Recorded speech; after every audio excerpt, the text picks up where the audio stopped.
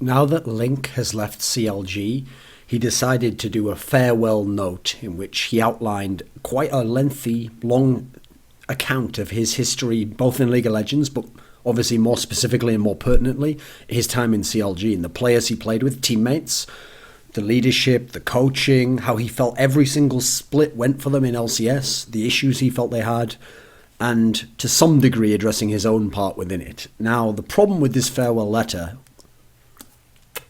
was, first of all, it was riddled with inconsistencies. He'd say something, and then a paragraph and a half later, you'd find him say another sentence which didn't fit in with what he'd just said before. Suddenly things just 180 went from black to white, and suddenly things were great, and then suddenly things were terrible again, and this player was doing okay, and then suddenly you couldn't trust them, and it was like a soap opera plot, how extreme the opinions were in this, and kind of the characterization of these people.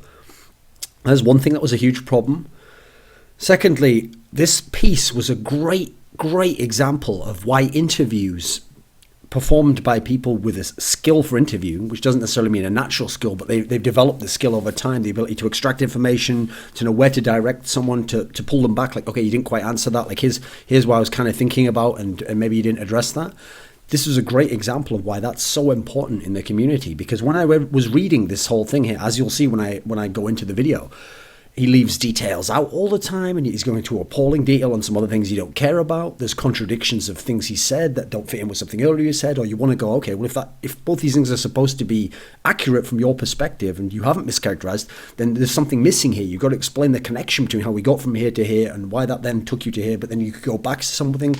It suggests as many questions as it actually answers, despite the appalling length of it to some degree. There's a degree to which the way it's characterized is like just break. I mean, the reason I made this title to this video is like break out the fucking smallest violin in the world, like, and then Link, poor Link. Then then another teammate, he lost trust in them as well, and then he picked a champion that was a comfort champion for him, but he lost in lane in the playoffs. People said he choked. Like the whole way this story's told is almost like fucking Dickensian, in how like Link's just mistreated by everyone betrays him, turns their back on him, doesn't help him, blames him, and then they try to kick him out, and then they let him try again, and he comes back, and he's just, oh gosh, he's so trying. But all the details left out, as I'm going to get to, are things that make you think, wait a minute, it can't have been quite like that, or what were you doing about this, or why did you put up with that? Like all sorts of questions that should be the first questions to your mind. That's why it's so, I think it's quite telling that he never addressed any of this, and he never really accepted a lot of responsibility and a lot of the blame in any of these areas. It was always deflected onto other people, because that's the thing. The fact that in his own mind he never thought, well, people are going to think to themselves, why didn't I do that? And he never addressed that. Shows to me the kind of mindset, almost the degree of pathology in which he's become locked into this certain perspective on what his time was like in CLG, and who's to blame for it, and how basically what's funny is he repeatedly says in it, uses these terms like blame deflection or blaming people, and suggests it's like a bad thing. Yet this whole piece just reeks of blame deflection and not accepting responsibility. I mean, I'm going to go into this because it's so lengthy. I picked out some key quotes I thought were good, and we're going to go into this point by point initially, and then we're going to kind of build up a picture of who Link is and what was going on there. Now, first and foremost, before I get to the specifics, what do I think of this as a general approach? Releasing this long history, detailing all this information, I don't really think it's a good thing, caveat, for CLG and for pro players. Like, if I was another team and I looked at Link now, obviously his rep is already fairly shit, because we've seen him bomb all these playoffs in a row and in general have issues, and it seems like he's not someone who's been able to speak up for himself or assert himself, and therefore he's become a victim to a degree, and now he's got this victim mentality. So as a result, there's not a lot going for him, even though he has skills that would mean other teams want him anyway. But on top of that, if you're another team and you saw this account, if I was someone advising that team, I'd say, don't pick that guy up. And they'd say, well, why? You know, like we're a smaller team, you know, like we're like the 8th best team in LCS, and he is a good player and he would be good, right? No, yeah, he'd be better than probably whoever he could get. But the problem is, if this happens in a bigger organization where he has all these different splits and all these different teammates and all these different coaches and help and all these things happening, and yet he always finds a way to deflect the blame onto them, and it's everyone else's fault, and everyone's mistreating them, and no one's ever good enough for him, and all these things. How's that not going to happen to us in this new team? If everything isn't entirely perfect, and like this imaginary dream world that he imagines every team's like Cloud9, then we're just going to end up like this. When it doesn't work, if we don't win Worlds or we don't win an ALCS, we're going to end up with a story like this published about us. So listen, I hope that doesn't happen to Link if he wants to continue playing. But that is what will happen to you in this industry if you behave this particular way. So it's bad for the player, it's bad for the player's teams and possible future teams. Now then, I'm sure fans are loving it, lapping up that delicious fucking drama, like, give me more drama. I don't like to actually watch the games, that's why I don't watch LPL, but I love that drama.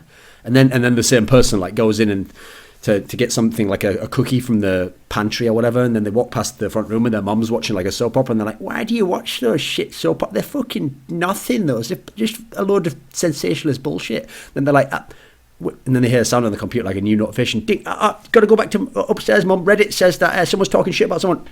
Like, that's just a fucking soap opera for you guys, isn't it? This isn't even sport right now. You guys enjoy soap opera. You enjoy drama, like bad WWE level fucking scripting. That's what you guys are fucking getting off on. Like some of these messages from these pro players, like the responses to this, are like worse than one of those fucking journal entries that they do when they're on the reality shows. Like, and then I actually thought that Stacey was being like a real bitch there, you know, because we've all protected her, and then Darren had like been on her side, and she was like just not even giving him the time to, like, that's like as bad as what you guys are fucking consuming. So first of all, shame on you for consuming this shit. If you actually think it's great, like, give me more, please. Give the, I don't know what that fucking icon was like give the drama. So anyway, I don't think it's good for the scene in general. With that said, I'm all for freedom of speech. I'm all for people actually expressing what they want to do and being as transparent as they want to do. That's all fine. I just don't think the way it was handled was very good.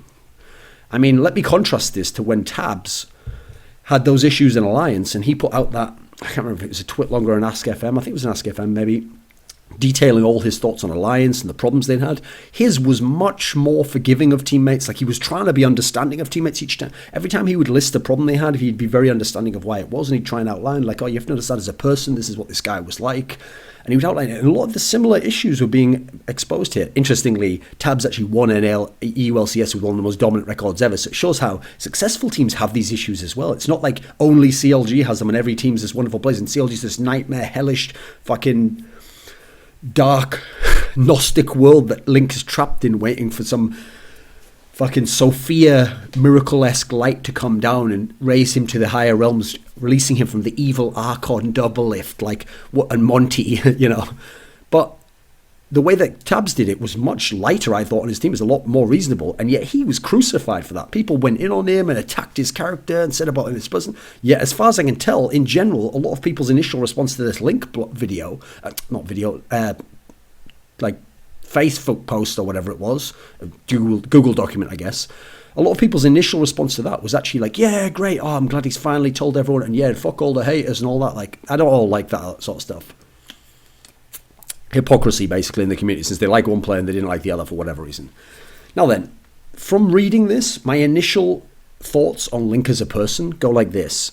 I actually think, before we get to the rest, that there are some core qualities to Link that are very good. Like, I do think he had skill as a player. I think he had a deep champion pool, and a lot of that comes from the fact that initially, at least, this guy had, for a rookie, he had a very good mentality to League of Legends, a great one. This is why I love to do. I did a grilled interview with him that I thought was really interesting. He was a very interesting guy to talk to. It's a shame I never got to do reflections with him, because he had a very good mentality. Like, he had this mentality that you should try and play all the roles in solo queue. You should try and learn all the champions in solo queue, so you know what they can do to you, what the limitations are, how another player is going to be playing. Like, if you're the mid laner, actually, it's very useful if you actively play top lane and keep on the current meta, because you'll understand when that guy can TP down, how he's supposed to wave control, what matchups he's going to be playing against. It's going to only enhance your understanding of the game and ability to help your teammates.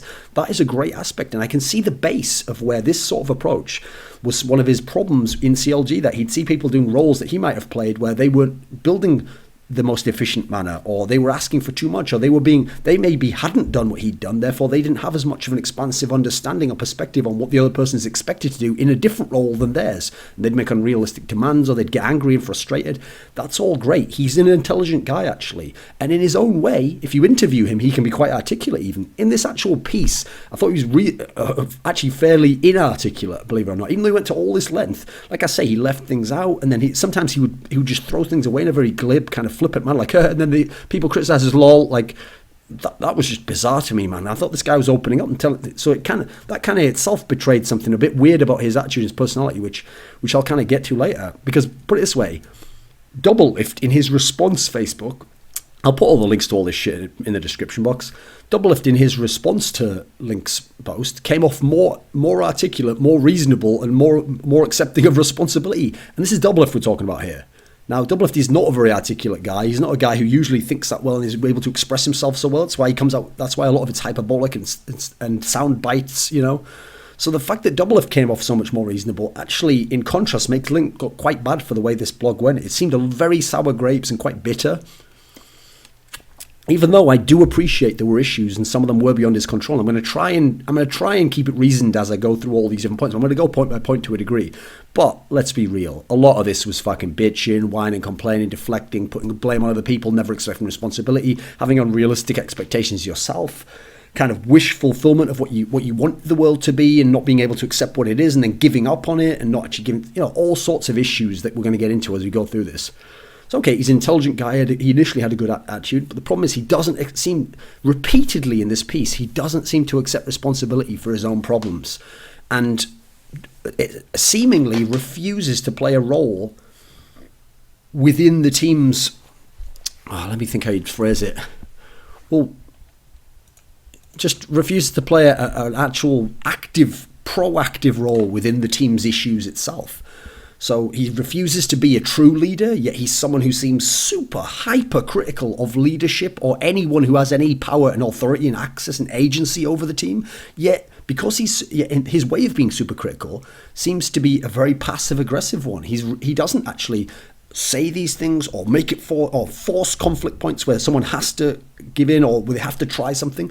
He just gets upset at it, angry, bottles it up, makes some comments, or just gives up himself. Like, he does that classic thing that I hate. It's almost a solo queue mentality. You know the guy in solo queue where, for example, let's say an AD carry, his support fucks up and doesn't Targons properly and he misses the Canyon minion, and then his support doesn't block the Caitlyn ultimate coming in on him because he's just shit or he's just an idiot, or maybe he's actively just being a bit BM. You know that with the AD carry who, because of a minor thing like that, then goes and trolls the game super hard and just feeds and does all sorts of dumb shit and builds wrong. He thinks to himself, right, well, no, the thing is, he wasn't doing it properly, so I gave up. No, what's worse there is you. This guy was being a bit of an asshole, a bit of an idiot, or just shit. And now you could have done more in spite of that and continued on and tried your best. But you gave up entirely, ruined everything. And yet your justification was that he did that. Well, you doing it isn't somehow justified. Two people being assholes isn't okay because one person did something wrong. So in a weird way, that's another quality that you're going to see as we go through this. There's a degree to which Link, he always say about how someone else gave up and they lost trust. And then when he gets to where he himself just says, and then I lost trust in them and then I actually just gave up because I thought, what's the point anymore? You're just like, you're just as bad as them. The fuck is this shit like? And yet you're not portraying yourself as some sort of malicious character or some asshole, some bad teammate. You're always the good guy. You're always the guy where everything's so hard and it's so unfair. Listen, I get it that some of these things were fucked up and it was bad. I appreciate some of that. I'm going to try and address some of that as we go through it. But I have to keep bringing that aspect up because you refuse to do it in this blog, Link. So he also seems to be entirely in denial that he ever choked. As far as I can tell, this is one of those guys who never played a bad game. He never lost a game because of him. It was always someone else who did something. It was always the team approach that was wrong. It was always like someone else did something. It's like, oh, I would have won if it had been played out like this. I would have won if teammate had done X. I would have won if we'd have had this practice. I would have won if this champion had been played. There's never a section. He goes through every single LCS split he's played. There's never a period where he's like, and then I played like total shit for all 3 games. I fucked up this key moment here. It's always someone else's fault. I mean, I guess this guy must just be the best player we've never heard of because we didn't know all these reasons. Like, it's not just, this guy was literally 1v9ing because he was playing against 5 enemies and apparently 4 teammates who were actively working against and hindering and keeping him down. Do you think that's likely? I don't, because the players who were the godlike players, who sometimes did have to play 1v9, could even in spite of that still have a game every now and then where they were gods. Link so rarely had them, and he's so in denial of his choking and his problems in the playoffs. It's unreal in this. He seems to have a very deluded perspective on how other teams work in League of Legends. To him, because of that short time he spent on Cloud9, for All-Stars, or maybe talking to other players and having some of them in more successful teams paint a nice picture about teams. He doesn't seem to understand that. First of all, there are like Korean teams and Asian teams where their rules are much stricter than some of the things he complains about here, and much worse, yet he almost has kind of a charmed life in contrast.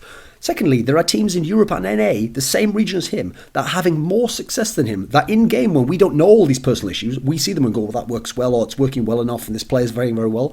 Where they're able to overcome all these issues or play in spite of it. Where to him, as soon as these issues exist, and it's an excuse to be like, well, that's why we failed and we never could have succeeded. And if these things had been different, that's what held us back. Yet it's not. There's teams beating you that have these issues. Okay, I don't know about Cloud9. Maybe Cloud9's some fucking miracle paradise where they didn't have any of those issues, and they're the only team ever in the West that didn't have these issues.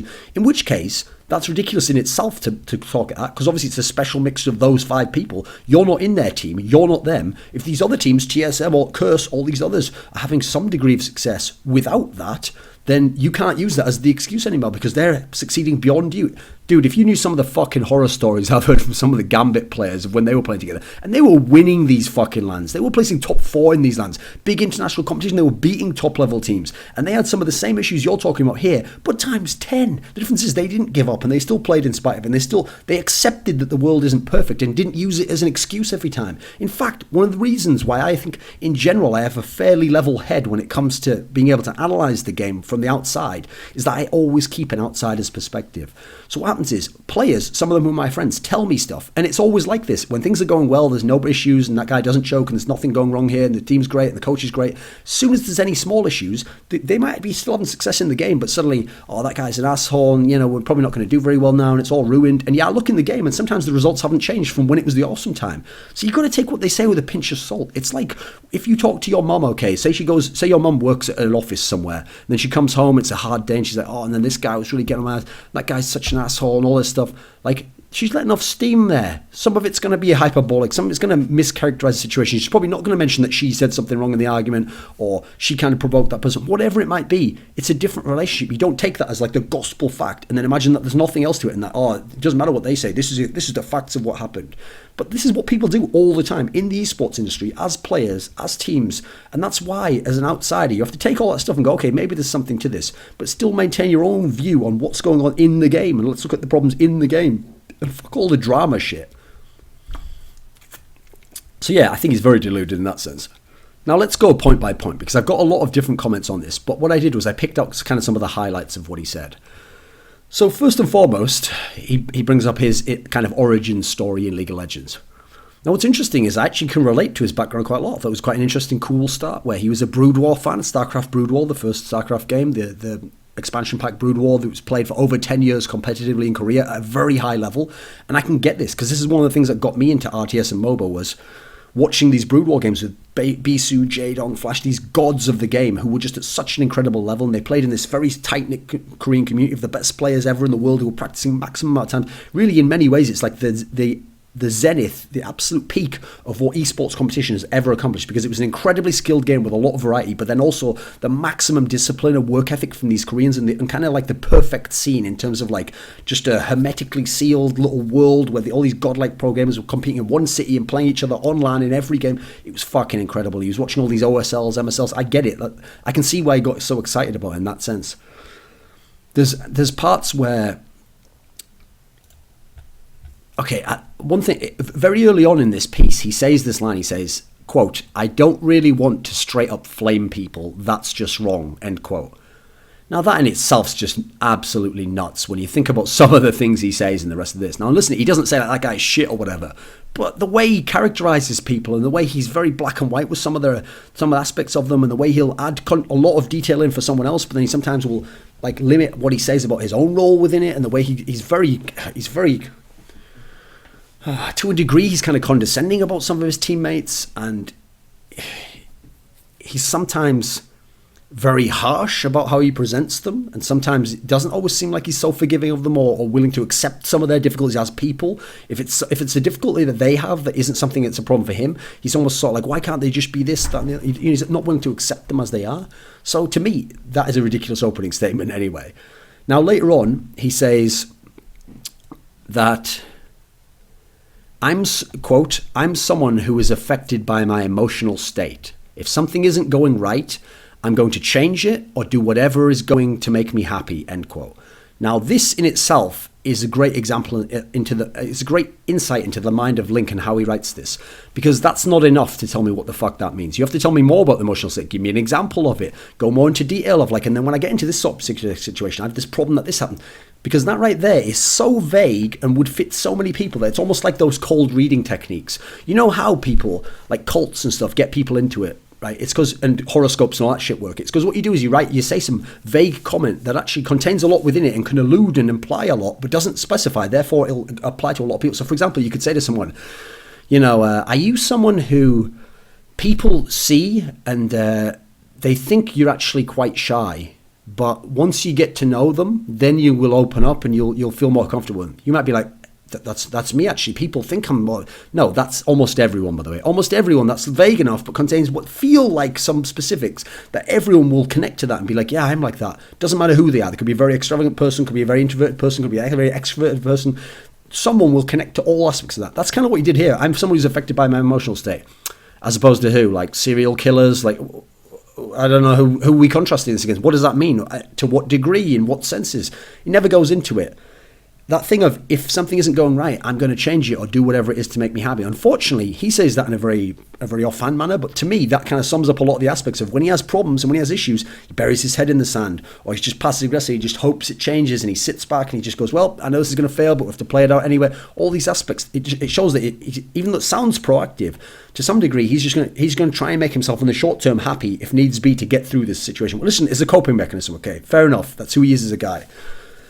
But he starts explaining about his problems he had in school with his emotional state. Like, he wanted to succeed, he could have succeeded, but, he could have done better, but he couldn't balance these things. Well, what we're going to see again and again in his post is it's just excuses all the time. And he's always got an excuse and a reason why things should have been and could have been and would have been different, but they weren't because of reason X and Y and Z. And it's very rarely usually his fault. Now, interestingly, there's a period quite early on where he says, when he's talking about a previous team, I forget which team it is, one of his early teams before CLG, he says, quote, replacing me would be like Wild Turtle, Bishu, Tricks, but I didn't think they were good enough.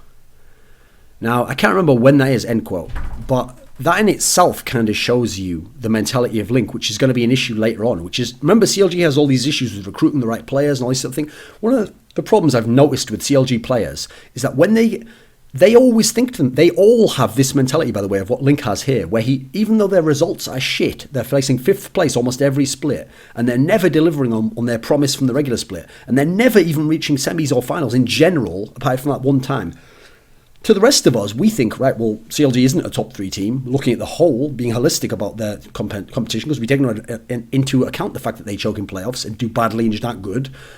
But to them, in their minds, like Link always says repeatedly, they think they still are like top 3 players in their position, that they are a top 3 team, and that they should have been this, would have been this, could have been this, are meant to be that, and that these things held them back. So they never accept their normal position of where they are and then improve upon that. So to them, there's times where they'll keep players who they're having these issues with and who are holding them back and aren't even able to perform in certain circumstances, even though there are players out there who actually have more potential or have some skills but haven't had a chance to show it or need to be kind of brought into the team and developed to some degree. But even though they should be down here mentally and broken by the losing and then willing to take on these lesser players and build it up, they always have an arrogance built in themselves of like, even if they feel it's like, yeah, but I am still better than that guy and that guy's not as good as me and he's not good enough to be in our team. And that comes from the early CLG. But what's funny is in the latter CLG, there's none of those early players there. There's only Doublelift left and he wasn't even the original members. So I used to think that was a problem with the old members, but it was definitely a problem with the later members. There were certain players I would talk to them and say, what about this player? Players now, where if I was to tell you those names, you'd be like, oh, they've got to get that guy. No, back then they were like, nah, he's not good enough, actually. He wouldn't be as good. And then instead, you get other players who come into their team who they mind-fuck themselves into thinking you're good enough, who were never going to be good enough, who fail as expected, and then it's only afterwards that they blame and go, oh, of course, I always knew he'd had problems, and immediately I couldn't trust him, and he had his issues, and he wasn't good enough to carry, and there's this aspect of almost like arrogance behind it. So he had another quote where he said, this is fucking unreal. He actually said this out loud. Like, quote, CLG is just a story of blame deflection. LFMAO, end quote. Right. Yeah, that's right, mate. It is. It is. I agree. CLG is just a story of blame deflection. Guess, psst. Yeah, what is it? You were in CLG. Yeah, but I didn't mean me. No, but you are part of it. You are CLG in the blame deflection. Yeah, definitely. In fact, you know what? I've got a piece of primary evidence that'd prove it. Oh, cool! I'd love to read that. Where you actually just wrote it. Fuck. So you see what I mean? Like this whole story is him blame deflecting a lot of the time. Now, let me see. In the early days. Okay, so here's a key thing to note as we go on. He says that in the first split, spring 2013, the other players wouldn't play solo queue. They would just scrim and they wouldn't play solo queue. Now, what's interesting is you'll see later on in the story that as a rookie coming into a top team, he's able to identify this as a problem and he can't understand why they do that. And to him, you have to always try and be improving a lot. But later on, we'll refer back to that, okay? So, okay, here's another quote. This is about the first split, remember? Oh, no, this is the second split, actually. So the summer split, when they fail that one, when they lost to TSM in the first round after they'd 4-0'd them in the regular split, he says, quote, "The blame this time was something like we needed a shot caller and Chauster couldn't be one. So instead of developing one ourselves, let's just kick him and get a new one." End quote. Now, the way he says that is in such a sarcastic manner, as though like, well, the obvious solution is to develop our own shot caller. Why would we kick him and get a new one? Is this for real? Chauster had proven he couldn't be a shot caller, and once you removed him as a shot caller, his skills had degraded, and he was fucking up and choking in big games, that there was no longer any point having him as a player. So that move actually made perfect sense. The idea that Link was somehow passive-aggressive about this is crazy to me. Secondly, that perspective there is the main perspective that has cost CLG again and again in playoff situations, because in the regular season, with less pressure and with all this time to prepare and 1 to 2 games to play, they've been able to have shot calling that they've developed from Afromu and from Link that works and everything's going well, and yet magically Link doesn't have any clue why. Magically every time when you get to the playoffs in the pressure situation, the shot calling degrades, things go to shit and it fucks up. That's because they haven't developed good enough shot callers. They've got players who shouldn't be shot callers, who don't have the right metal for it, who haven't been able to figure out the personal problems they have and the confidence issues, or have the authority to become the shot caller. And the fact that they've been able to do it to that point is what's always held them back. They've never recruited for a proper shot caller or someone who has that skills or the natural qualities to then develop into a shot caller. So the idea that he thinks you can just take a player and make them into the shot caller betrays the whole mentality CLG's had that's fucked them over and over again, and him himself, because he's repeatedly tried to be the shot caller and thought it was on him and then hasn't been able to do it himself. And yet he's the one who's supposed to have developed. If you've developed the shot caller, why aren't you having the authority? Why can't you make people do what you want? Why can't you convince them? As a coach, he has no problem later on suggesting that people like Monty should be able to convince players to buy into him and they shouldn't let them lose authority. Yet he doesn't seem to have that issue himself. He doesn't hold himself responsible in that sense. It's always their fault that they didn't follow it. It's fucking funny how these double standards work. So let's keep going. Okay, just a little side point. I thought this was funny. He mentions that Hotshot was kicked from the team after that summer split. Now, interesting, if you remember, Saint and Hotshot had a back and forth on Twitter where Saint essentially went in on him and suggested, like, you know, when I quit, it'll be on my terms, but you were kicked from your own team. And Hotshot, like, denies that and claims that he stepped down. By the way, as far as I know, Link was correct. Like, I heard from behind the scenes that actually certain players within the team were like, listen, Hotshot, like, you're not fucking playing top lane again. Like, you've been terrible for these last few splits. Like, get the fuck out. Like, become the manager, or, you know, some of us will leave. I mean, you could probably guess who. And so they got him out and they got better players. And guess what? They improved. That was the right move. Hotshot shouldn't have been in the team anymore. Now, let me see. Okay, so another thing was, at this point, remember, they need a jungler and a support because Chauster has been kicked out of support and kicked big fat LP because he was fucking a terrible jungler as an actual jungler. So he suggests that, like, you know, there's no junglers and supports that we can get. Like, the way he phrases this makes it sound like the team think that, but it sounds like he doesn't get any say in it, or did he think it as well? Because actually, this is another CLG problem. This isn't just going to all be about Link. It's because he's given CLG history, but because he's betraying some of the information behind the scenes, this shows us some of CLG's problems. So at the exact point in time when this happens was when Bloodwater, when they, remember, before they put Big Fat LP into the position of jungler, he hadn't even been in the team. He'd gone off and made his own team, Azure Cats, and then CLG had beaten them in the relegation. So at this point in time, there's no supports and no junglers, right? Well, why not recruit Bloodwater, who's just been to the semi-finals with Vulcan and beaten CLG? Bloodwater was a sick player at that point in time and would go on to be a much better player in Vulcan and go all the rest of it. At this point in time, if you make him an offer after the first split of Vulcan, when you've got all that salary, all this history, and they haven't done anything yet, they haven't gone to Worlds yet, he would definitely leave. But for some reason, he didn't want to. Yet, what's funny is Link played with Bloodwater previously, so you'd think someone like him would understand, would make that call. They don't. You remember, they kicked out Afromoon, they got Chauster back there. What about junglers? How about Xmithy? Again, Vulcan's making their rise up. He's been around the scene a long time. You haven't got any junglers. Well, he's there and he goes on to become the best jungler in NA or one of the best junglers. Again, they don't even recognise these people because to them, they're below them. Even though they've just beaten them and their teams are actually above them and rising past them, the CLG players still think they're better than they are and still refuse to accept anyone who's not like a world shot. Like the level of player they expect to come to their team and will accept, it's so ludicrous that those players never would. No godlike player is going to come. So they have to pick from these sorts of players, but they don't. And then they make weird picks instead.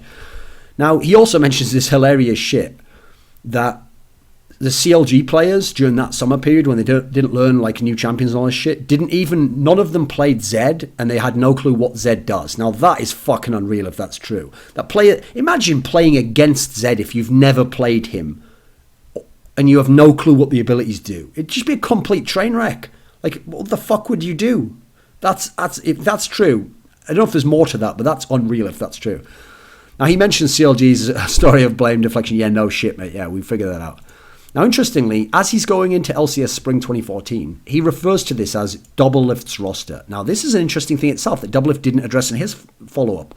Remember, one of the bad things I've always said about Doublelift is that he's always portrayed it that all these stereotypes about the team are wrong. They never play protected AD carry. It's never bot lane focused. He never gets the off lane farm. He never gets farmed and focused by his team to be the main star and expected to carry because obviously he's not and he hasn't been able to do that in a lot of the big matches. So that's why he doesn't want to. That's why he wants to deflect that himself and makes it sound like we're all even and we're all unselfish. But he also has always maintained that he didn't have a say in kicking players and kicking people and that he was just a player and that the management make those decisions.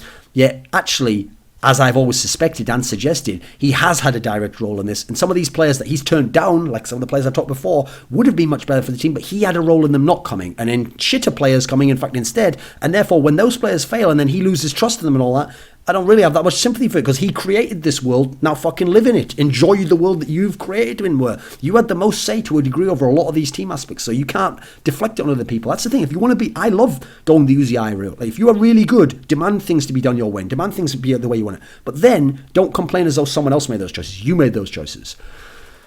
Now then, going beyond that, he says about LCS Spring 2014. Let me see. Okay, so when he's talking about Doublelift, he talks about how Doublelift tries to take action. Like Doublelift tries to have the most say and overpowers people and his voice is the loudest. Here's what he doesn't mention, okay. Where is Link when all this is happening? I mean, if Link's doing shot calling and Link's playing even just being another member of the team, so why doesn't Link stand up for people when Doublelift shouts over them and at least have a two-man thing so they're not alone? Why doesn't Link say, hey, let's leave it right now, don't do that? Why doesn't Link go and talk to the management and say, we can't continue this way if Doublelift's going to do that? Why doesn't Link himself take leadership and say, Doublelift, that's not your role right now, I'm calling here, I'm shot calling? There's never any aspect of this. Instead, it makes it sound like Doublelift tilts and fucks over everyone in the team constantly because he goes player by player, and in each player, Doublelift degraded this guy's, he didn't trust this guy anymore, and then that guy lost faith in himself, and then he ruined this guy's confidence. Every single player except Doublelift, right? Why isn't CLG kicking Doublelift? Why aren't the players getting together saying, hey, Doublelift's ruining our confidence, it's mainly him that's doing it? Why aren't they having him kicked? Why aren't they getting together and being a support group for each other and saying, listen, ignore that. He's just like, he talks too much. We all know he talks before he thinks sometimes. He's just a bit too fiery, but we know you're a good player. Why aren't they doing any of this? They don't. They all do this. They all sit back and play the victim and just say, oh, it's unfair and things should have been different. And then big bad Doublelift, who I at least can respect for being proactive and trying to take a role and trying to do things the way he wants and speaking up. The one guy who's actually being himself as an actualized person, he's the fucking enemy because he dares to speak out. Everyone else who just sat like a passive-aggressive little bitch, just taking what the world's giving at them and never giving any back, is the ones who are the heroes. And if you ask them all separately, they all present themselves as this guy who was just mistreated and everything, and yet what's going on here? I mean, why isn't CLG the organisation? Where the fuck is Hotshot in this? Why isn't Link mentioning that? And then Hotshot wouldn't discipline Doublelift and he wouldn't tell Doublelift, do this or get out the team. And he wouldn't bring in players that could stand up to Doublelift and have a voice. And then he wouldn't bring in a coach that would do it. There's never any mention of Hotshot and fucking Kelby and what they're doing. They're not even in this story. And that in itself is very telling. And yet Link doesn't blame these guys. These guys are fine and he never shits on them, but he shit on the coach and the other players and teammates. He has no problem going in on these people. there's a period where he outlines the problems in spring 2014. And even early on in the spring, they're having all these issues. And yet he then says, this was what at the end of the split, when they finished third, so when things have finally gone well, he says, this was what I felt like one of our strongest rosters. So he just explained how everyone in the team had their confidence eroded by Doublelift and how Doublelift was fucking ruining the team. And all these players gradually went to shit and had their issues and they all couldn't trust each other and the team had issues in terms of how it was going to play as a team. And Monty was working in some respect. But win a few fucking playoff games, come close to beating TSM, and suddenly this is the best roster we've had and these things are all good. I mean, it can't be so extreme as this. It can't be like this. It's just, this betrays almost an immature mind in terms of how because it's affecting him and his emotions and how it happened to him. The way he's remembering it is so black and white and back and forwards. There's never any like grey area. There's never any transition and process. How did you get from there to here? And then how could it go back to being a good place again? And what happened after that? It's always like one thing or the other. And in isolation, you can see how he's written it out. But it's right before it, you've said something else.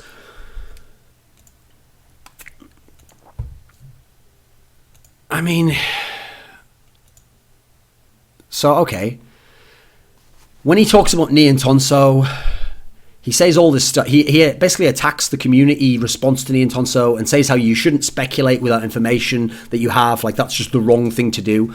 No, that's ridiculous. Now, listen, you shouldn't say, like, categorically, like, you are a piece of shit, a total craphead, and all blah, blah, blah, blah, all the rest of it. But as I mentioned, first of all, a lot of these issues are going on in other teams, and players still perform. Ultimately, no matter what happens, that's why you have to accept responsibility and sometimes speak up, because the responsibility for your career ultimately will only rest with you. You can't expect someone else to help you. And so no matter what the team concept is and what's happening and how people are treating you, you have to still put up a certain level of performance yourself. If you can't get out the team and get out the game, you won't survive, mate. So as a result, yes, some of this stuff, we don't know what Doublelift was saying to Ni and Tonso or how he was controlling him. But first of all, Ni and Tonso has to take some responsibility for speaking up himself, not accepting this, going to the management, getting something done about it, saying, I'm not going to do that Doublelift, and you're actually, you can't speak to me that way, or picking champions he wants to pick. If he lets Doublelift pick his champions for him and then he loses, more fool you, mate. Why the fuck are you doing that? And then at the end just go, oh, big bad Doublelift did all this. How is everyone a fucking victim except Doublelift in this world? That really betrays Link's mindset, because when he's talking about the other members, he can make Doublelift the evil guy and they're all a victim. But then when he talks about himself, Link, they're all the bad guys again, and now he's the victim.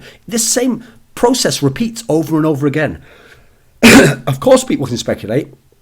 That's entirely fair. I guarantee Link himself, when he looks at other teams that have nothing to do with him and no emotional component, he's had no problem speculating himself internally about what might be going on there, or if this player's shit for that reason. I bet he doesn't play a player, shit on him in lane, and think, oh, I bet that guy's jungler just didn't help him that much, and the team probably did the wrong calls, maybe they don't focus on it. He probably thinks, oh, I just beat that guy. Like we all would without the information. You can only make conclusions based on the information you have.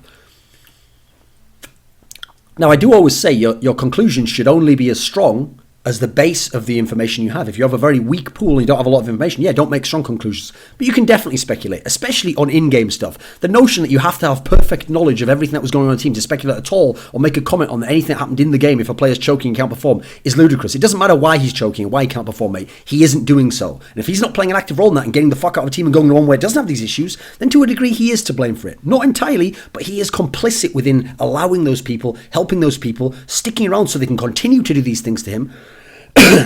Now then, beyond that, let's keep going.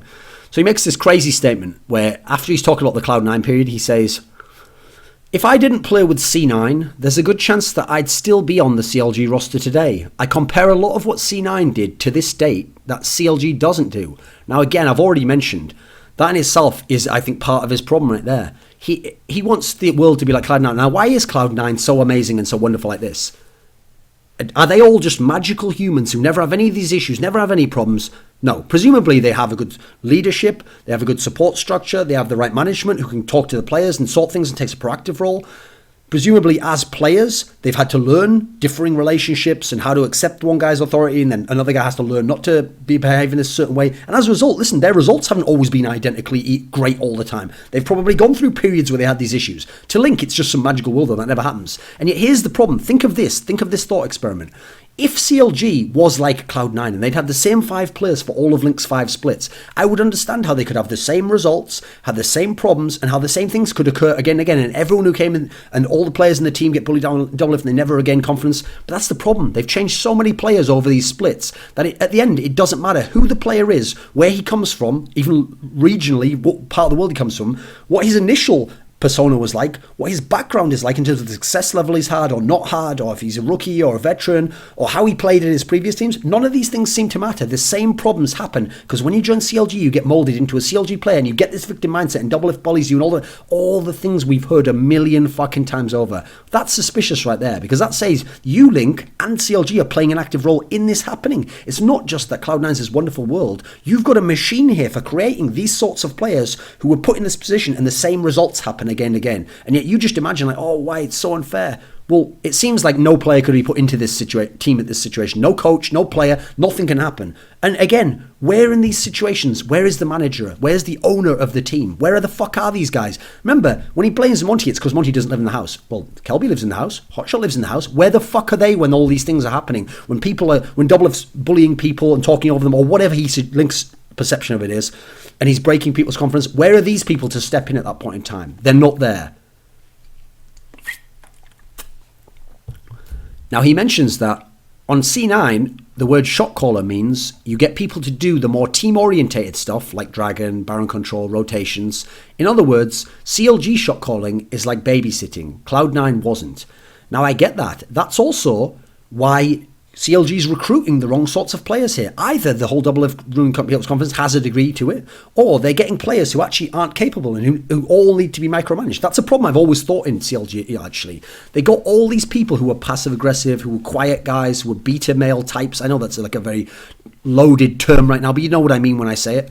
They don't get players who are confident in themselves and know how to play their role and will have some commanding say and will take some of the load off. And so instead you've got these two quiet guys who are doing the shot calling. I wonder why there's problems there. I wonder why you get people who, because they're willing to put up with all this shit from Doublelift and their management and all these problems, they want to be told where to go and what to go. Because when someone tells them where to go, then if they go there and it doesn't go right, they can go, you told me to do that. They don't take any autonomy themselves. This is the whole thing also of CLG. You never accept blame yourself. It's never your fault that you fucked up and that you did this wrong. It's always that someone else didn't tell you what to do or didn't help you enough or didn't prepare you for this. It's always someone else's fault. Even in Doublelift's case, where apparently, according to Link and others, he's having quite a large say in it. Even he's sometimes backing out of this and pretending like, well, I wasn't a leader, I'm just a follower as well. Well, which is it, mate? Are you following or are you having a big say and shouting over people and telling them they have to do things?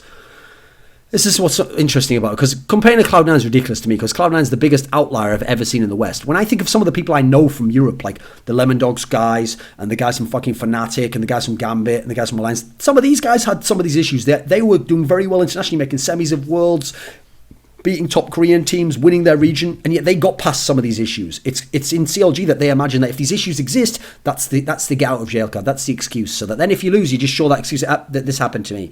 Yeah, but that happened to a lot of people. No, it didn't. Cloud9 didn't do that. This is a shit excuse, mate. Just another interesting detail, but he mentions that they couldn't get Zion Spartan initially after the spring split because his buyout from Coast was a ludicrous amount of money. Now, I've referenced this myself, but that's actually just as a side point why I actually give a lot of props to Odie when he got Zion Spartan and shifted into Dignitas, because I had heard from behind the scenes about how ludicrous this buyout fee was from Coast, even though they'd been relegated. So actually, that's why it is a big disappointment that Dignitas team did so poorly and didn't even make top 4 and didn't have a chance to go to Worlds.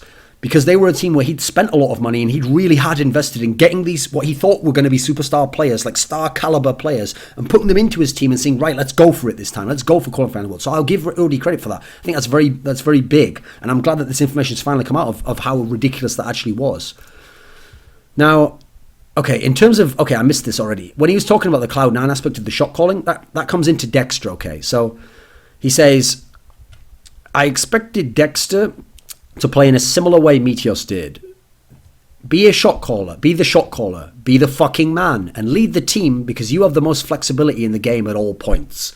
It obviously didn't happen, and I was annoyed because it felt like I was playing 3 to 4 roles on the team as the shot caller. Now, first of all, some of that advice applies to you, mate. Now, you're not the jungler, you don't have the same flexibility, I agree with that. But why don't you be the shot caller? Why don't you be the fucking man? Why don't you lead the team? Now, the reason Why you're having to play 3 to 4 roles is people apparently can't play their role and you're propping them up by telling them what to do. If you don't do that and then they fail in their roles, you can go to the management and go, look, this guy can't do his role. I can't tell him all the time what to do because I'm supposed to just be the general shot caller. In Cloud9, we don't do it like that. They didn't do it like this. You have to get rid of them. Instead, for some odd reason, you're propping them up and then when they fail, because they're incapable of doing it, or your shot calling goes to shit in the playoffs and you get worried and then they can't play like that, you're then like, it's your fault and why don't you be the fucking man and lead? You be the fucking man and lead, mate. If you're going to be the shot caller, do it 100%. If you're going to do it half-assed, get the fuck out and be a follower. And then demand CLG, say, I can't be a shot caller. You can't blame me anymore. I'm just a player. Now get me a shot caller. Get a jungler that's a shot caller. I won't do it anymore. He never does this. He's always willing to go just far enough within CLG's plan to be doing part of it and accepting it and acknowledging it as something that's worth doing by his complicitness. And yet then afterwards he'll complain and say, I never wanted to do that in the first place. We shouldn't have done that. This is bullshit. It's not my fault. It's everyone. You shouldn't agree with it then, mate. You should stand out. You shouldn't be the person who just goes along with it and then complains after the fact, because you're never exerting yourself in this sense. Now, he talks about Seraph's treatment and this lack of trust of all the players. Like, they just lose trust in Seraph. Let me ask you this, Link, because eventually you lose trust in Seraph. Why the fuck would anyone trust you?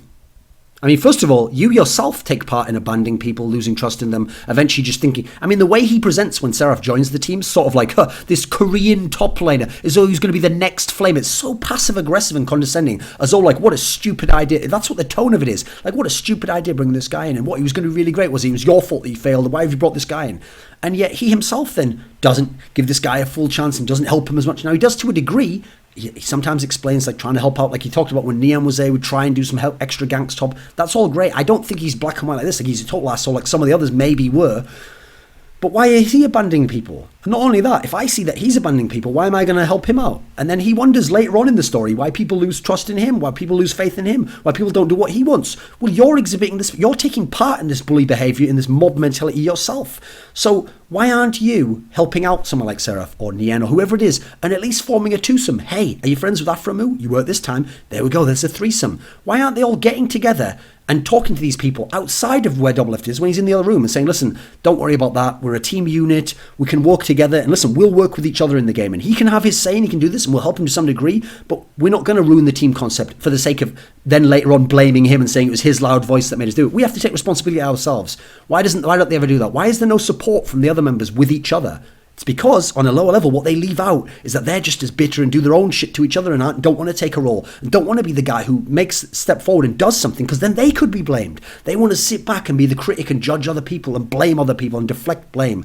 That's what you'll see again and again in this story from CLG members and from Link himself. Because again, that doesn't add up. Why is he left out that detail there? Like why he isn't going to Nia and why he isn't going to Seraph and bonding with these people and making sure that then they don't have their confidence broken. Because who cares what Doublelift says? We all believe in you. We know you can do this and you can play these champions. He's never doing that. He's never being proactive. He's never demanding hot shot and the other people take a role in this and don't allow this behavior. If it's so bad as he claims, then why is he allowing it to happen? And more so than that, why the fuck is he sticking around? All these splits and he still keeps sticking around. And he's seen the same problems again and again and again. And always apparently this big bad Doublelift talks of it. Why the fuck are you still in the same team as him? Get him out the team or get out the team yourself. If you're still a top 3 mid, go to another team then. Go to Dignitas. Go to whatever team it takes. Go there and live out your career.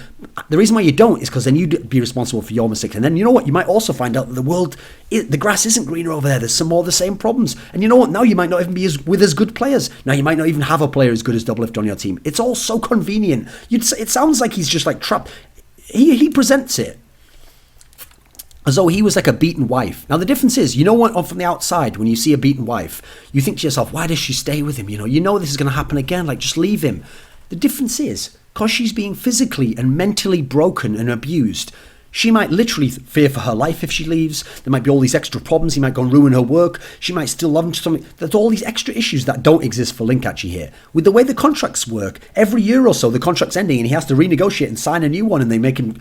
That's where he's supposed to get them to sell them on his vision. And what are you going to do differently this time, Hotshot? You know, we had these problems before with the lack of a leader and shot caller. If I play again, I want a proper shot caller and a jungler that can do this. I can't play in this... Either he's not doing that or they're not listening, in which case, why are they not blamed again? Where in this whole fucking thing does he blame Hotshot and Kelby? Never happens. Never happens. It's always these players. It's always his colleagues that he blames for things that are ultimately the responsibility of the person who's his boss. He never blames his boss. It's just always passive-aggressive shit deflected sideways, never upwards, sideways onto his colleagues or even worse, down onto his juniors. I mean, fuck me, man. You remember how you were treated as a junior, and this is how you treat your juniors. The guys who are a guy who's never lived in a country where they don't speak Korean. He's having to learn all this stuff, and then if he just goes quiet and doesn't know how to deal with it, sounds a bit like someone we know. Yeah, Asian kid can't deal with it, just goes to himself, tries to make himself happy, says, oh, they're not doing it, blames everyone else. You don't even relate to that at all. What the fuck is this, man? You're not helping. You're part of the problem at this point in time. So then we get to the point where he goes in on Monty, basically. Now, the whole Monty part is one big fucking sob story. And it completely ignores a lot of the issues I've said about Hotshot and the team and all the rest of it. So it said, Monty didn't do that much, lol, but he got the OGN rotations credit, but whatever.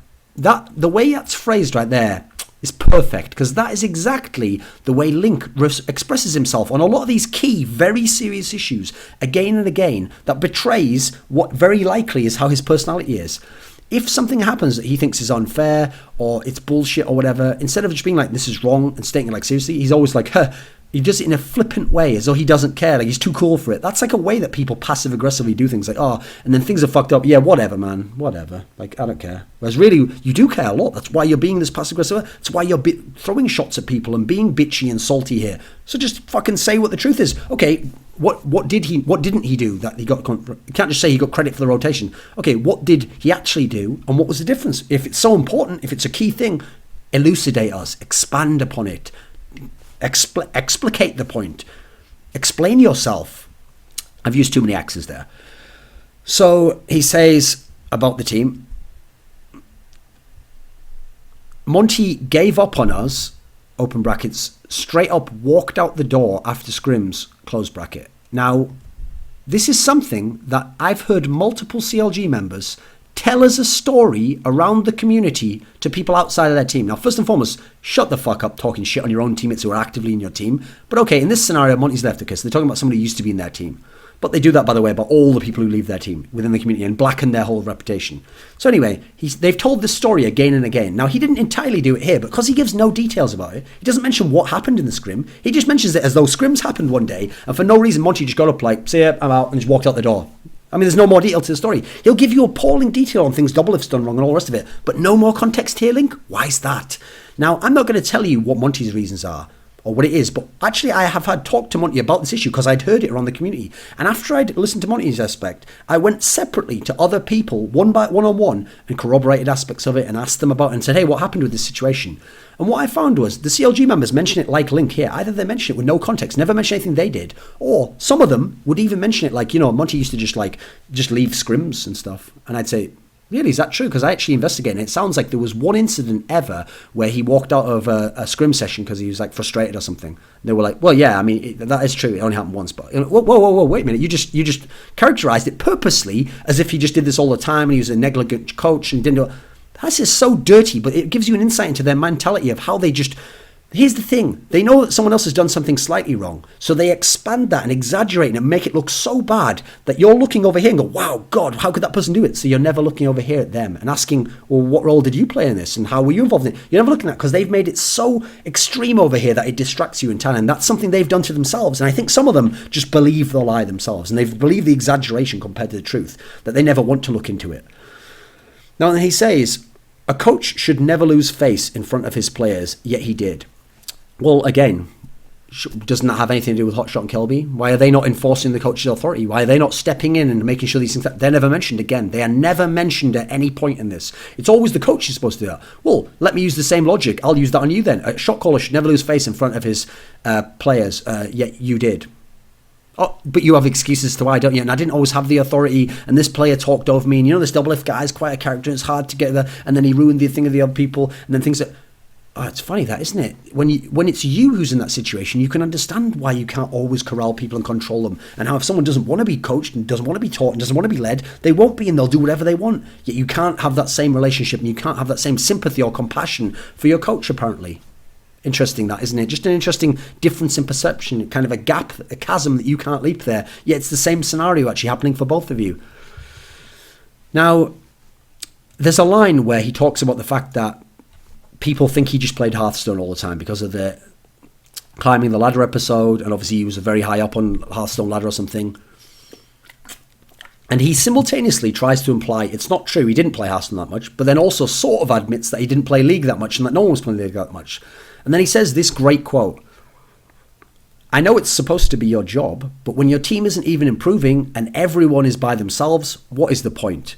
How fucking beautiful. Another amazing aspect of where Link's perspective doesn't seem to have any compassion or sympathy for anyone else. Because remember what he said at the beginning of this story that I highlighted to you about how he joined CLG in spring of 2013 as a rookie with all these veteran players, and none of them gave a fuck, and they were all just off playing like Street Fighter and Diablo 3, and they were playing other games, and they weren't putting their time into solo queue. And yet later in time, he does the same thing himself. But you know what? It's understandable why he does it, because he looks at his teammates and goes, they're not trying, what's the point? And he says all this, and yet the Link of spring 2013 is sort of like, no, you have to keep improving yourself. It doesn't matter what your teammates do. You've got to work on it as a professional and trying to get better as a player. And of course, there's a point to it. I'd love to get the Link of spring 2013 and bring him to the spring of 2015 guy and be like, look, talk to each other. Oh, look how jaded you are and all this stuff. I wonder why you become like that. Now, maybe ask yourself, is someone like Chaucer, who's played for 2 or 3 years, jaded in that sense? Does he have issues with that? Does he look around his team and see that this player doesn't play, who's very good, who doesn't need to practice that much? Does that make him lose confidence? He never seems to have this kind of sympathy for other players. Yeah, I'm trying to be sympathetic in this video to him and figure out where sometimes it is unfair how he is treated. But he never presents it as the other people having these issues. They're always painted as these villains or these one-dimensional characters who can't learn and can't improve. Yet he'll do the same thing as them, but knowing what's going on and why he's doing that, and suddenly that's forgivable. Suddenly there is no issue. That's how he deflects blame away.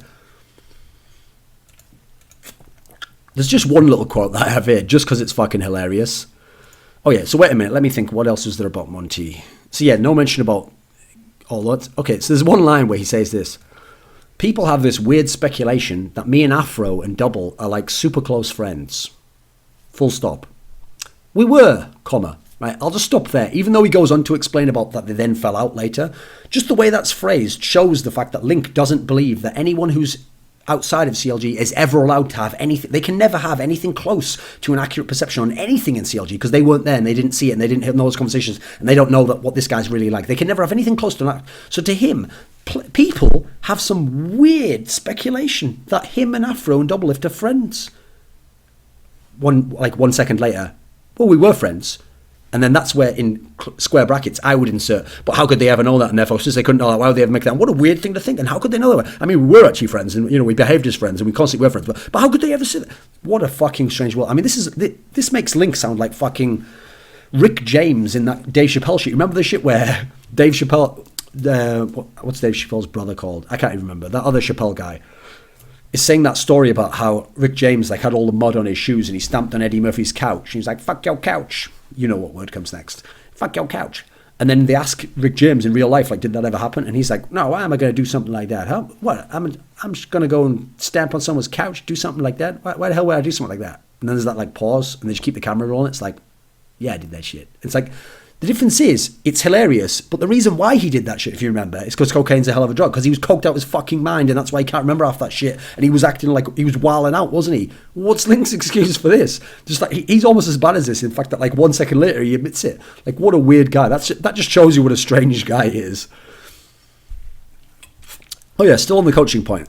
In terms of online coaching, never do that again, LMAO. I never had a problem with it, but half the times the Skype call would just be like my other 3 teammates fucking around on Reddit and not paying attention. Again, where is Hotshot? Where is Kelby? We know Monty can't be there in person, so why aren't these people even checking that people are listening and not on Reddit all the time? And also, he says this as if it's Monty's fault that they're not listening and that they're on Reddit all the time.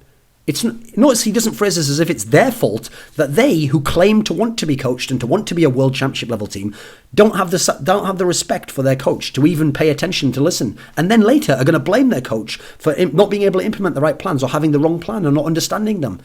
They're acting like school kids who are forced to go to a class, and therefore they're going to be disrespectful to the teacher. And who gives a fuck anyway? And school's out, yeah, I'm having a great time. Well, you can't then turn around when you fail your exam and get an F and go, "Oh, it was your fault, teacher. You didn't make me listen in that class, and you let me just talk to that guy next to me really quietly so that you didn't know I was talking." You can't make these fucking complaints. This is ridiculous. Accept some responsibility, dude. At some point, Double lost respect for him, and once he loses respect for anyone, you're fucking donezo. It happened with him, Chauster, Gigi, Saint, Voy, Nien, Seraph, Dexter, me. Go figure. Yeah, exactly, Link. Go figure. So this guy who's so toxic, he loses respect for everyone and they're fucking done. What do you ever do against this guy? Do you leave this guy's team knowing that's the problem and that's repeated again and again? No. Do you ensure the management do something about him, bring in a player who can control him or a coach who can control him specifically, like that sort of person who you respect? No. Do you change role and become the jungler so you can have more of a say on the map? You could be the shot caller and be the fucking man and be all this stuff. Nah, of course you don't. You keep playing your role. Do you do the same things you've done over and over again, but now you even start to lose some faith in yourself and you start to not even play solo queue sometimes, and that's your solution. So everyone else is to blame, but again, never you. Never any responsibility for you. Also, how the fuck are Hotshot and Kelby themselves not noticing that Doublelift's this out of control personality that you're presenting him as? Either you're going too far with that exaggerated perception, everyone had some of these issues, or they're just so incompetent and so oblivious that they themselves are terrible at their fucking jobs and should probably, and they can't be fired in terms of Hotshot, but in a sane world, the board would fucking vote them out and get someone else in. Let me see. Oh yeah, so at one point in time, that Monty comes to NA and he admits that they have a great period of time, and then Monty designs this comp that they use that they win some games with. Only then he denigrates that and says, I mean, it's a fucking Civer comp. You group up and you win, right? But here's what's funny, leave that in itself. You're like, who the fuck are you, kid? We just gave you something that works as a coach. It worked and you won. Right, that's good. That's good coaching then. You're admitting it's good coaching. But instead you're like, there's nothing big. You just made a civcom. Anyone can do that. Well, in that case, mate, why didn't you just do stuff like that all the time? Sounds so fucking easy, doesn't it? Why weren't you taking responsibility, being proactive and having the team do all these great comps and win all the time? It's easy, apparently. You just pick Civer, group up, there we go. But he then sort of even counters his own argument by saying, but I guess that's amazing for CLG, considering how hard it is to get people to group on the team. Exactly. So why are you shitting on someone who's actually managed to succeed where others fail, including you and the other CLG members? Sounds like that's great coaching to me at that moment in time. Monty failed as a coaching career, particularly because he couldn't get to people. Maybe it's the team's fault, but as a coach, you should somehow be able to get your players to listen. Yep, same thing applies to shot callers, mate. Same thing applies to managers. Same thing applies to owners. Everyone, I agree, they've all failed when they can't do that. But you never take your responsibility within that. You're never the one who's failed. That's never the case. Now then, he mentions that at some point, after going through all these players where eventually he has problems with them, he loses faith in them himself, his relationship disintegrates, eventually even Afromu, his mate, his relationship with him is destroyed.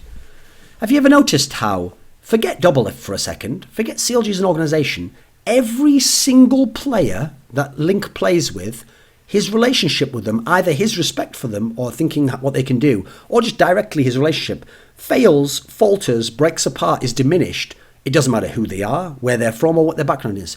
It almost feels like there's one persistent factor in that called Link. But Link never accepts any of the responsibility for that. It's never his fault. It's just a coincidence that people come into his life from every single different direction, all different places, totally different people, and the same thing happens to him again and again. Purely his relation to them, inside, outside to the world, and he never sees any kind of input problem from him. It's always just that's what's happening, and it's just a weird coincidence. Now he mentions, interestingly, that he did manage to get Doublelift and Afromu back together in terms of watching a replay, and that helped something. Okay, great. Why couldn't you do this more? Why is it? It's because, to me, it sounds like he thinks that it's not his job to do that. Like, it's the coach should do that, or there should be a manager who should do that, or someone else in the team should do that. All these players just simply shouldn't fall out with each other, even though he himself's having relationship issues. They just shouldn't have relationship issues. That's the ideal world, right? Oh, yeah, I don't really get along with that guy. Just get along with him. There we go, problem solved. There we go, that's Link's solution to everything. Now, let's see.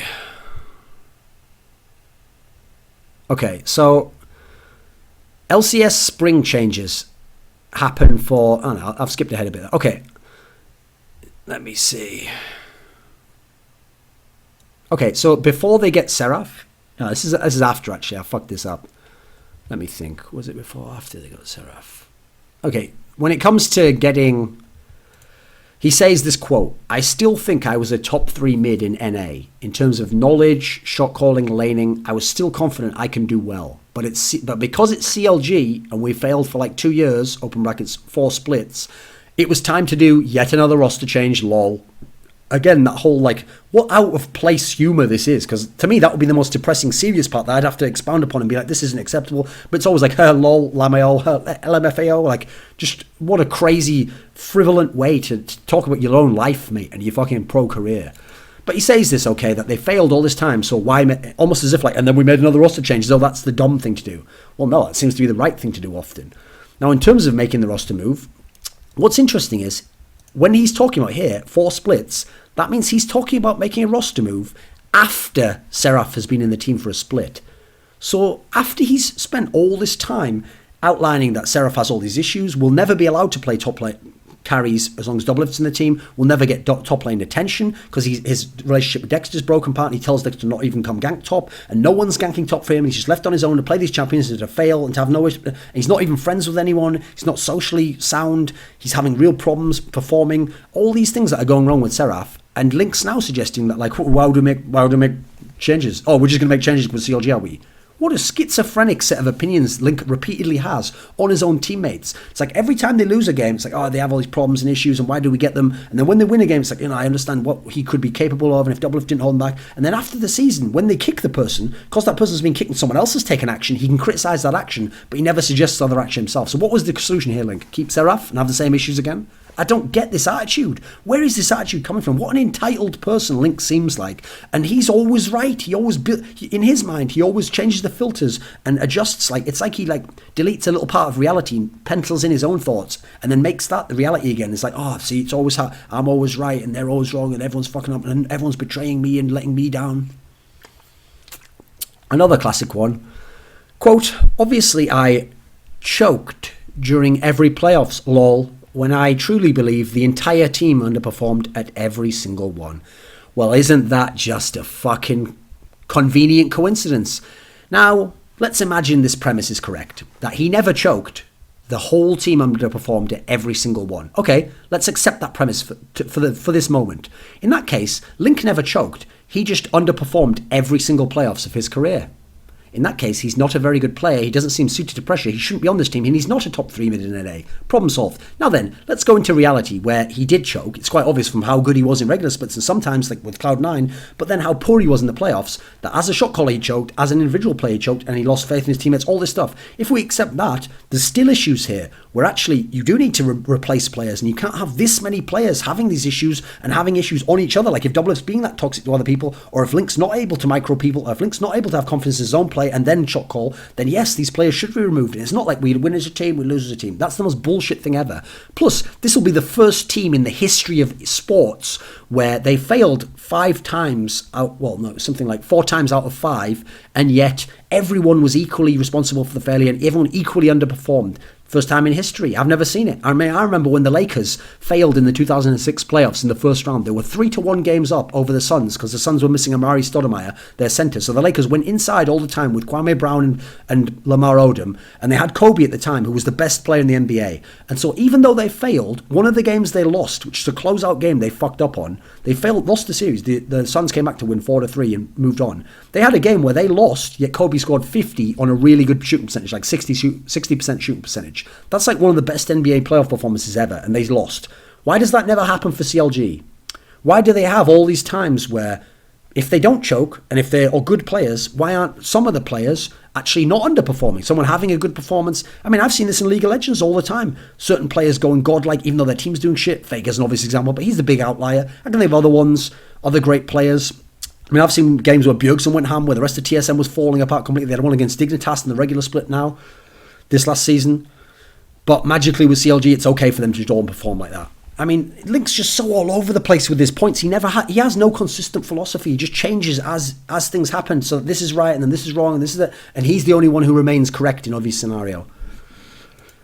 Now, he talks about, I mean, he's obviously in denial about choking, but more than that, he seems unculturable, quite frankly, because if he doesn't agree with something, he won't accept it or won't even try it, and then he won't stand up for the coach. He won't ever join with anyone else against the things that he sees as the problems. He's always just sitting back and letting the problems exist and letting everyone fuck up.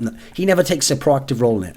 He also seems to live in a dream world as far as Korean and Asian LoL go, because players like Uzi and some of the other ones, Loveling, have say over players that get to play in their team, how the team plays. They can be selfish, they can pick whatever champs they want. They can do all these things that to Link would be a nightmare if these things happened. And you'd never do that. Cloud9 would never do that. And yet these things are happening, and these are some of the most successful players. These are gods in their region who play fantastically every time. He lives in some dream world where every team's Cloud9 and everyone's wonderful and they're all friends and they don't know all this.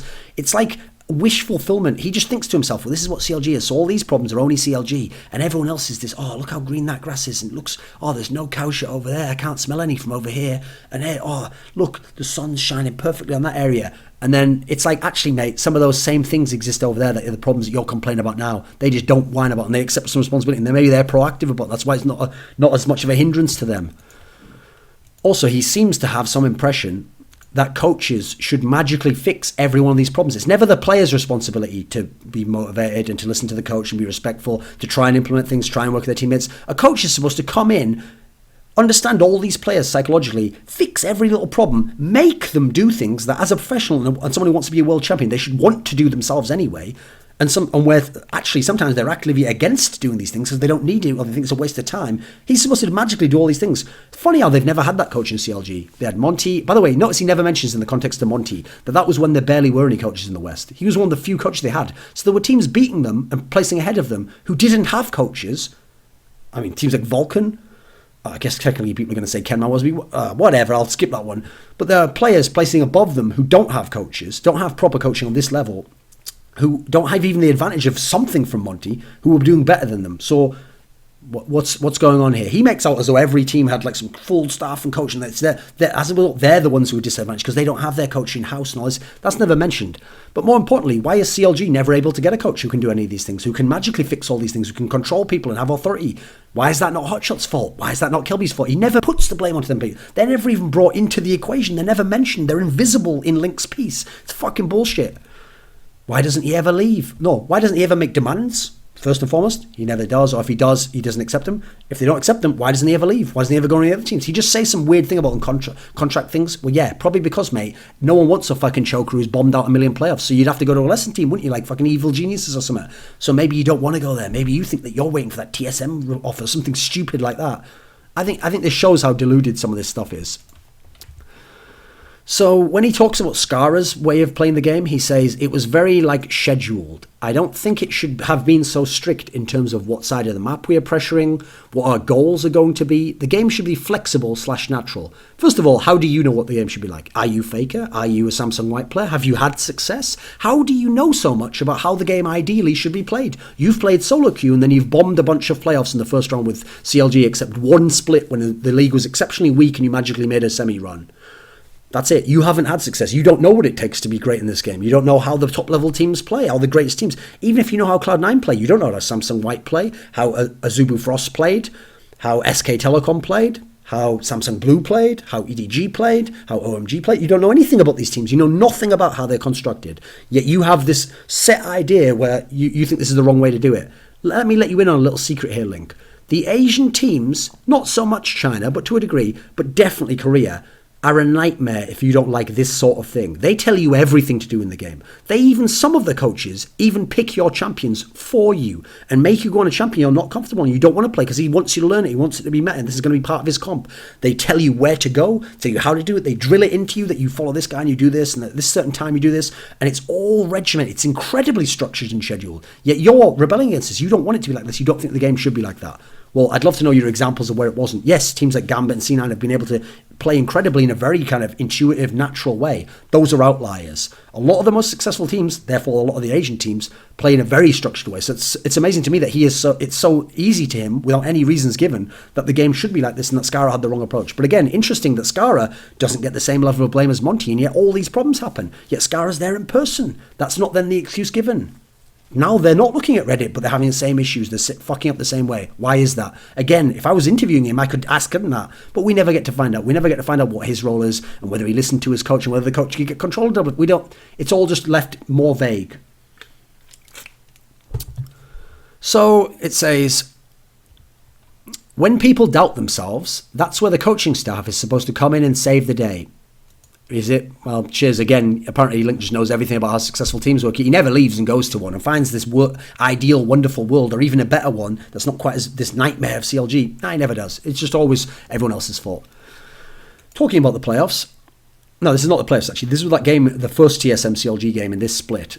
People blamed me for picks and me failing my Lissandra ulti, when in reality, it was a god-awful fight that we shouldn't even have took.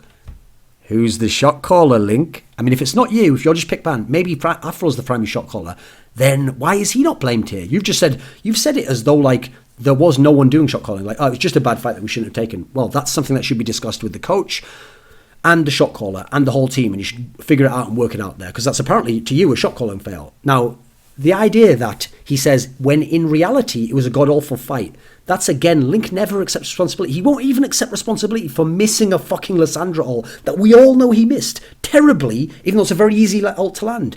To him, it's like, Link, you missed that Lissandra ult. Well, we shouldn't even have had that fight in the first place. Yeah, I know that. Okay, but we can get to that. But you did miss your Lissandra ult. Like, you had a problem there. Was there some sort of issue? I shouldn't even fucking have him be to throw in there Lissandra ult. Besides, it's not my fault. The fight shouldn't even have happened. Okay, Link, but you did actually fail to... Can you at least agree that in reality, you actually did fail to throw the ult? Shouldn't even have been there.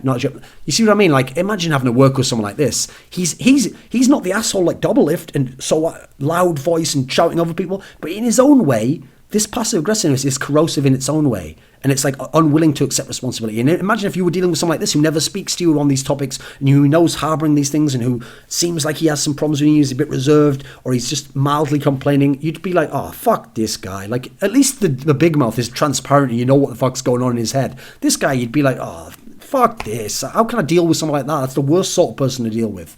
Someone who's going to talk shit behind your back. Okay, game 3 of the playoffs. Then, game 3, we just YOLO picked our comfort picks and lost all 3 lanes.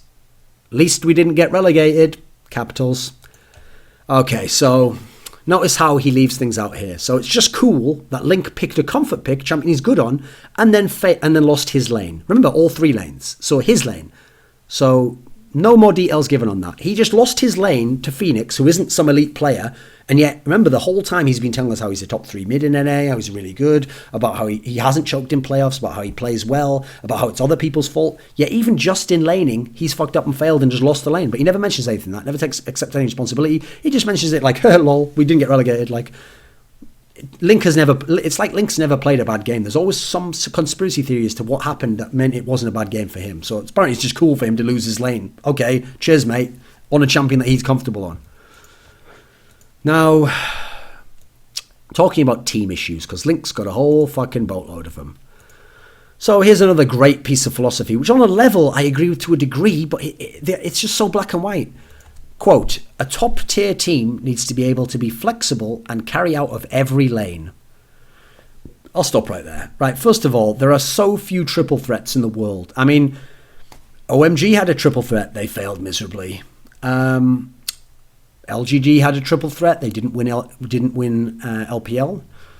I guess CDG to a degree had a triple threat. They did win. SKT, not really. They had sort of a hybrid because Marin couldn't always carry. So 2.5 there. 2 maybe 2 overall because Wolf's like bangs like a half carry as well. So 1 and 2 half carries. Okay. NA definitely did not have a triple threat that could carry out of every lane. Yet they won NA. Cloud9 definitely did not, yet they got to the final and were able to beat Team Liquid. You just keep going, really. You look at Tip, they didn't really have a triple threat that carry out of all 3 lanes. They still did better than CLG. You look around the world, it's just not the case. Unicorns of Love did in no way have a triple threat that carry out of every lane. They got 1 game from winning EU LCS. Fnatic did not have, still like cannot carry out of bot lane, as in truly carry, not just get kills at an Eddie carry, can get in a fight, but actually carry lane, etc. No, he can't carry out of every lane. They won EU LCS, they made it the furthest out of any European team, any Western team at MSI. It's just not the case that a top tier team has this. That's the ridiculous. Again, he's got this wish fulfillment of this dream world of everything going right that every other team should have, and that his team doesn't have. I mean, for a start off, mate, I could go here. So a top tier team needs to be flexible and carry out of every lane. You can't carry out of your lane, mate. I've watched 5 splits of it. You barely did it for 1 playoff ever. The others, you didn't carry out of your lane. Apparently that's not a problem for him. More of the quote. I wanted the jungler to hold the power and control the game in a sense that I feel like Clearlove/Dandy/Bengi did when they played. First of all, as far as I know, having looked into it, Bengi did not hold that kind of power. He was more of a ward bot, and other players were the more controlling ones, Pumandu, these sorts of guys.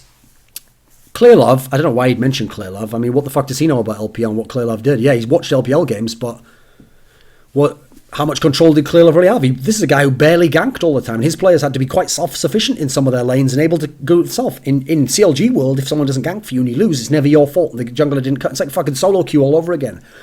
Dandy, don't put Dandy in there, mate. This guy was playing with some of the most skilled laners ever, and he is one of the gods of jungle. He's probably the best jungler of all time. So really, you want your jungler to be like Dandy? Great. Well, that's a fucking great statement, mate. How about being realistic? I noticed none of these junglers he's mentioning here are Westerners, are in teams that he plays, are in teams that he's beaten, are in teams that beat him. He never mentions anyone reasonable as the example. And yet, where are all these godlike jungler shot callers who take control? They don't exist as far as I can tell. He's picked a few outliers, and in general, we don't have these in the West. Talking about, okay, he goes through all the players. So he talks about Zion, and he kind of complains about the fact that he wants to carry all the time and the rest of it. I mean, again, supposedly CLG is supposed to be trying to carry. Yes, Zion has all these problems, but hey, you'd think he at least gives him credit for being finally a player who comes in, doesn't just get broken by Doublelift, actually does try to carry out the lane, does have some say in it. But no, again, because they fail, Zion gets all this criticism, gets shit on by Link as usual. Like, I don't know what you... Put it this way, think of this thought experiment, guys. What would a player have to do to not get shit on by Link and not get criticised in these manners? Because every single different player from different countries and different teams coming in different splits, from different backgrounds, with different goals and different aspects and different personalities, is all getting characterised by Link in the same way, and the same problems are happening to him, and he never accepts that he's any part of it, or that the owners could do anything different about it. Magically, all these players just get attracted like moths to the flame of fucking CLG to be broken by the demon Coronzon Doublelift that chews you and destroys your ego and all your self-confidence. Like, come on, man, this is too fucking black and white. You're just not even present in this. Okay, so talking about Xsmithy, and you can tell that because he likes Xsmithy, he doesn't put as much blame on him. So he says this: I think he is one of the most mechanically skilled junglers in the scene, and all of those Sejuani ults missed by a fucking pixel. Not really, and also, secondly, they missed. Okay. Well, when does Meteos miss all his ults by a pixel? Doesn't happen. So, okay. Bad game, whatever, shit happened. No, sorry, that's not acceptable. You can't have a bunch of bad games in a row. You can't always have bad games. You can't fail every single playoffs. The fact that you think you can and it's just a coincidence, just a bad game and all the rest of it, and yet you're giving all these reasons as to why maybe the team would be so fucked up like that, shows the problems you've had in your career, Link. He landed like godly Sejuani ults in scrims, and even in scrims afterwards. But of course, playoffs are the only games that matter, right? And then he puts like a Lamia or whatever, okay, whatever. Yeah, that sums up your career, mate. The idea that just a bad game, just went wrong, he didn't choke, he just underperformed like everyone in the team did, and no one should be blamed, and it's just a bad game. You know what, in scrims we did that and it really worked. Who gives a fuck, mate? Don't care what happened in scrims. Don't give a shit. Apparently Samsung Blue used to get wrecked in scrims all the time. Didn't matter. They made 2 OGN finals, they won an OGN, they almost won another one, they made the semis of Worlds. Don't give a fuck about scrims, mate. Here's your medal. Like, imagine the end of the fucking first Star Wars movie, A New Hope. Like, imagine them all queued up, and here's your medal, Link. For duties on it served to the Rebel Alliance in scrims. Yeah, but he actually did miss the death. He actually missed that shot. He had that one shot with the rocket that he was going to fire into the exhaust pipe to block the Death Star, but he actually missed it. Yeah, but on the simulator, I hit it like every time. Like, fuck off, mate. Sorry, only results count. Don't care if he hit him in every ult. You should be asking yourself, why does someone who hits all these godly ults in his scrims miss them? Just skill shots here, not something where it's not like Doublelift was like, miss, shoot to the left, shoot more to the right. No, this is him controlling it. He has say over where he puts these ults. Why is this guy who's hitting all these godly ults missing them in games that matter the most in our career? Apparently that's no problem to Link. Just bad game, whatever, lols. Guess he just choked. Like, what a ridiculous way of characterizing the world. So he then talks about, I think it's about Doublelift, and he says, he probably lost trust in me a while ago. What's that matter to me, LMAO? Oh well. Jesus Christ. If you ever wanted to see that little, like, smallest violin, like,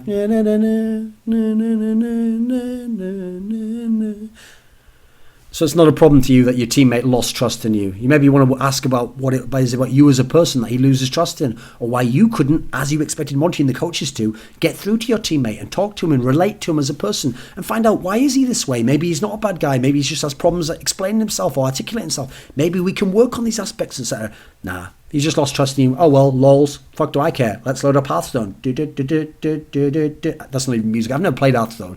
Well met. Like, whatever. So apparently that's not a big deal, especially since, remember, Link's allowed to lose trust in people eventually when they betray him, but Doublelift's never allowed to. He's a piece of shit who controls the team. In terms of being a leader, he wants to be, but I don't think he has what it takes to be. I think he was talking about Aframu there. First of all, that's just too rich, mate. Apparently, repeatedly, you refuse to say, I'm not going to be a leader, I'm not going to do anything. So you want to be a leader, or you accept the responsibility. But you know what, mate? I don't think you have what it takes to be. But you keep doing it over and over again. You expect people to respect you. Funny how perspective works, isn't it, Link? That's just too rich. Okay.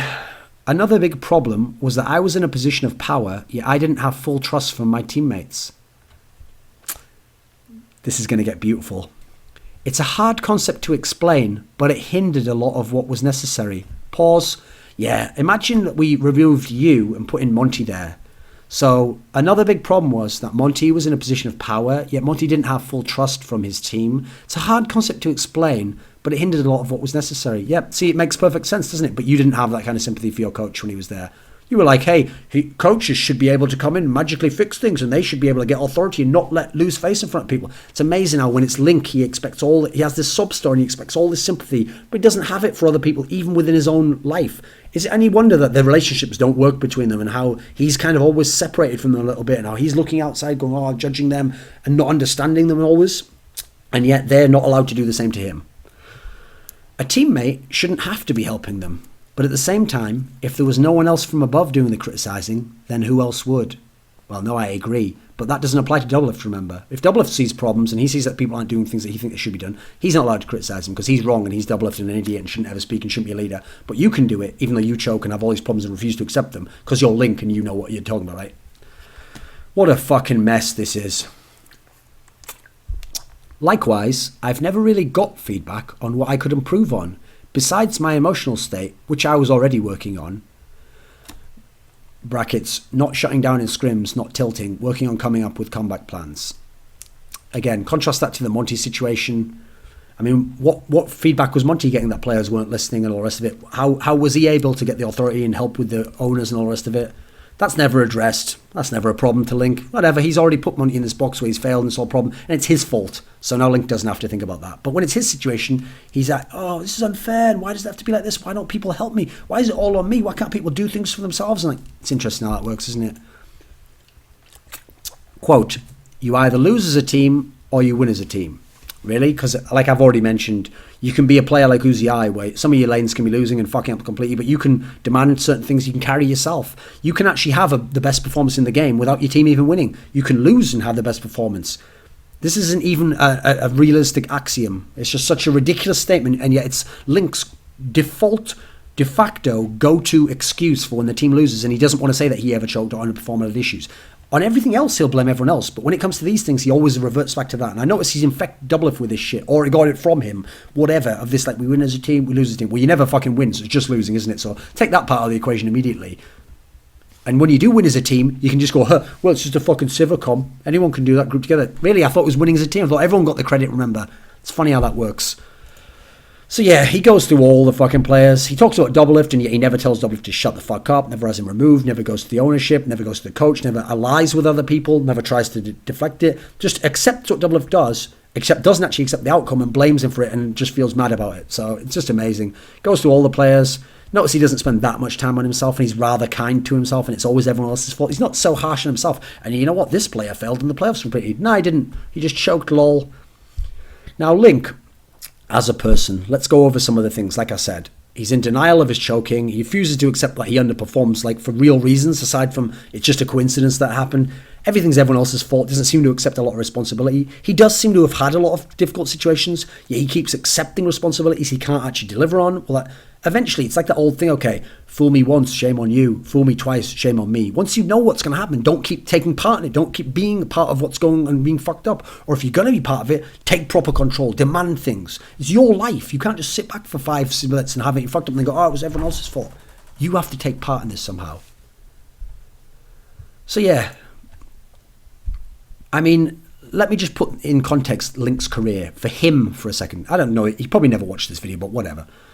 So part of the reason why there was this pressure on Link, I mentioned this on Some of the Insight, if you're going to have this pressure on you, that's good. That's because you're supposed to be a good player, expected to succeed, and if you're really one of those players, you will. It doesn't matter that there's a lot of pressure on all the rest of it. There's a lot of pressure on Samsung White, on Imp, on players like Faker. They succeed anyway because they are that good. They don't ever just break. You never see Faker lose a series and go, oh, well, the fans were being really hard on me. They put so much pressure on me. Like, I felt like I was choking, like I couldn't perform. No, that's because they are really that great. So now ask, why does Link have this much attention? Because I agree, it's more than is warranted for him as a player and him as CLG as a team. The reason why is because of the fame of CLG. So people still think of CLG as a big team and team that should be expected to succeed.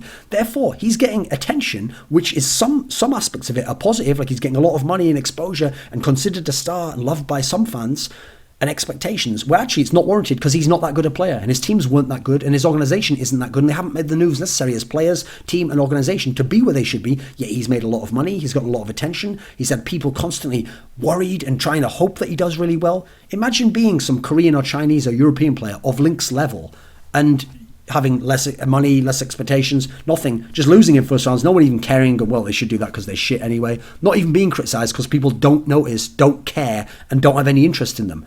As bad as some of this stuff was, and I've no doubt it was horrible for him at times, some of it had some upsides that he refuses to acknowledge. And he also kind of ends the thing by kind of saying, like, fuck you to everyone who speculated on all these things, like, how dare you do that? Well, you have no problem speculating on things about your teammates that either you don't talk to them or you don't take a proactive aspect in, you're not willing to speak up about. You never speculate on your fucking manager and your team owner, though. That's interesting. Remember that. If you take one thing away from this, just ask yourself this. Where was Hotshot? Where was Kelby in any of this shit for 5 splits? They're never mentioned. It's never their fault. The whole thing. I have a lot of sympathy for Link, and I do think it's a bad situation, but I also think when I look at the timeline, he should have gotten out after 1 or 2 splits. He should have gone to another team that he thinks had better qualities here. Should have demanded the trades of players that are the types he wanted and made it clear to their ownership, we have to have this sort of a leader. I can't do it anymore. Shouldn't have accepted that anymore. Should have looked at his own issues and thought, am I choking? Do I have issues here? Go to a psychologist of some kind. There's all these things he could have done. And yet he was complicit in everything. He accepted everything. Yet he then complains after the fact. He then had a bad attitude. He then lost trust in people. He then didn't work with people. He did all of the things to a lesser degree, perhaps, I don't know, than some of the other people, but he also was complicit in all of these crimes. And so the idea that at the end of it, he comes out of it like, yeah, I guess maybe made like a half a mistake or something, but everyone else made all of them. Like, it just leaves a bad taste in the mouth. It's just not good. And so I have sympathy for him, but in some other areas I don't. And so play the fucking tiniest violin in the world, Link, because at least you're gone now. At least now you can't blame any of these issues on CLG, Doublelift, Monty, etc. Now, either just quit the game, maybe you're not cut out for it, maybe you'll never be a clutch player, quit it or go to another team, and let's hope you never have any of these issues there.